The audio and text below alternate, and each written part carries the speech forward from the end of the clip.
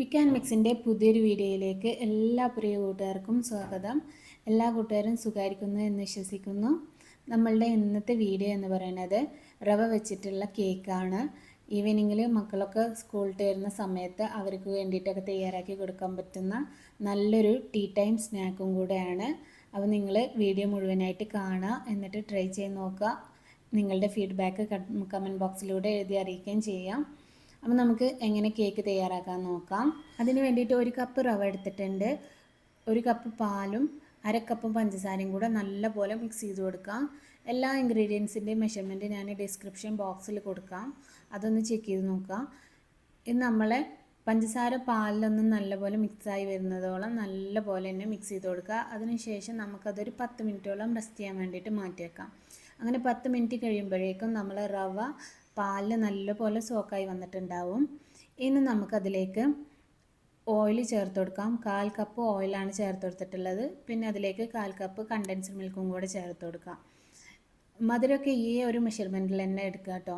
പാകത്തിന് മധുരമാണ് നമ്മളെ കേക്കിന് ഉണ്ടായിരിക്കുക. ഇനി ഒരുപാട് മധുരം വേണമെന്നുള്ളവർക്ക് ഒരല്പം വേണമെന്നുണ്ടെങ്കിൽ കൂട്ടി കൊടുക്കാം. ഒരുപാട് മധുരം ആയാലും പക്ഷേ അത് കഴിക്കാൻ വലിയ ടേസ്റ്റ് തോന്നില്ല. എന്നിട്ട് നമ്മൾ ഓയിലും കണ്ടൻസ്ഡ് മിൽക്കും നല്ലപോലെ മിക്സ് ചെയ്തതിന് ശേഷം ഇനി നമുക്കതിലേക്ക് ഡ്രൈ ഇൻഗ്രീഡിയൻസ് ചേർത്ത് കൊടുക്കാം. മൈദ, ബേക്കിംഗ് പൗഡർ, ബേക്കിംഗ് സോഡ അത്രയും ചേർത്ത് കൊടുക്കാം. എന്നിട്ട് നല്ലപോലെ മിക്സ് ചെയ്ത് കൊടുക്കാം. ഈ സമയത്ത് നമ്മൾ വാനില എസൻസും കൂടെ അതിലേക്ക് ചേർത്ത് കൊടുക്കാം. ഞാനിപ്പോൾ മറന്നു പോയോണ്ട് അത് മിക്സ് ചെയ്തതിന് ശേഷം 1 ടേബിൾ സ്പൂൺ വാനില എസൻസും കൂടെ ചേർത്ത് കൊടുത്തിട്ടുണ്ട്. ഇനി നമുക്കതൊന്ന് ബേക്ക് ചെയ്തെടുക്കണം. നമ്മളിപ്പോൾ ഓവനല്ല, പാത്രത്തിലാണ്, ഗ്യാസിലാണ് ബേക്ക് ചെയ്തെടുക്കുന്നത്. അപ്പോൾ അതിന് വേണ്ടിയിട്ട് പാത്രം ഒന്ന് 5 മിനിറ്റോളം പ്രീ ഹീറ്റ് ചെയ്യാൻ വേണ്ടിയിട്ട് വെച്ചിട്ടുണ്ട്.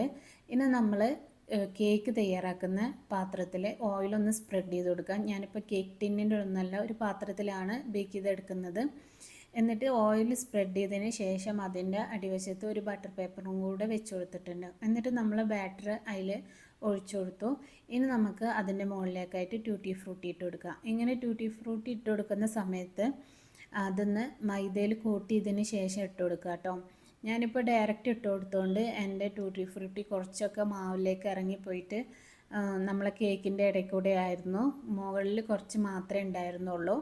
എന്നിട്ട് ഞാൻ അത് വീഡിയോക്ക് ഒന്നുകൂടെ ഭംഗി വരട്ടെ എന്ന് വിചാരിച്ചിട്ട് ഞാൻ അതിൻ്റെ മുകളിൽ കുറച്ചും കൂടെ ട്യൂട്ടി ഫ്രൂട്ടി വെച്ച് കൊടുത്തതാണ്.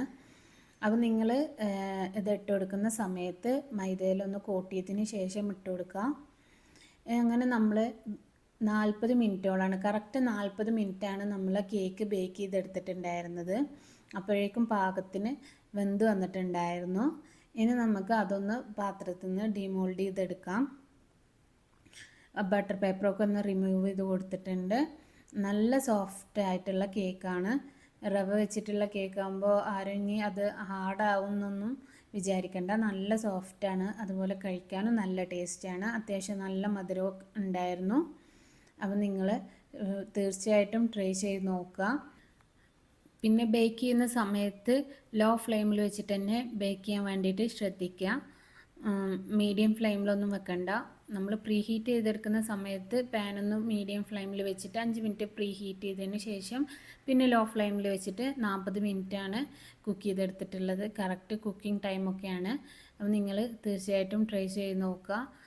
പിന്നെ നമ്മളെ വീഡിയോ ഇഷ്ടമാണെങ്കിൽ ഒന്ന് ലൈക്ക് അടിക്കുക. ഇതുപോലുള്ള വീഡിയോസിന് നമ്മളെ ചാനലൊന്ന് സബ്സ്ക്രൈബ് ചെയ്ത് വെക്കുകയും കൂടെ ചെയ്യുക.